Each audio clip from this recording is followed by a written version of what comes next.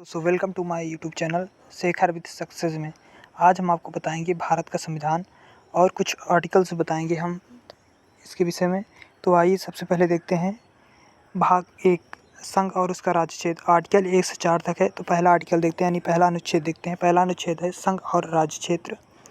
दूसरा अनुच्छेद है नए राज्यों का प्रवेश और स्थापना, यानी भारत में नए राज्यों का प्रवेश और उसकी स्थापना और नाम बदलने का भी परिवर्तन, यानी भारत के किसी भी राज्य के, भारत के अंदर जो राज्य हैं उनके नाम में परिवर्तन कर सकता है। और कैसे होता है? संसद के द्वारा होता है।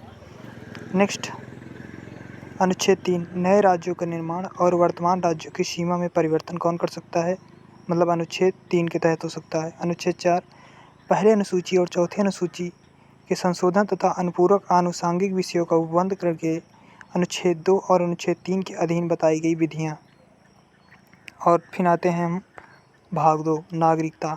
अनुच्छेद 5 से 11 नागरिकता से संबंधित है। तो आइए देखते हैं अनुच्छेद 5 संविधान के प्रारंभ पर नागरिकता। अनुच्छेद 6 पाकिस्तान से प्रव्रजन को करने वाली कुछ व्यक्तियों के नागरिकता के अधिकार। अनुच्छेद 7 पाकिस्तान को प्रव्रजन करने वाले कुछ व्यक्तियों के नागरिकता के अधिकार। और देखते हैं फिर है अनुच्छेद 8 भारत के बाहर रहने वाले भारतीय उद्भव के कुछ व्यक्तियों के नागरिकता अधिकार, यानी जो भारत से बाहर रहते हैं उनके लिए भी नागरिकता के अधिकार हैं और उनके कुछ नियम है, कानून है, जिनसे वो भारत की नागरिकता प्राप्त कर सकते हैं।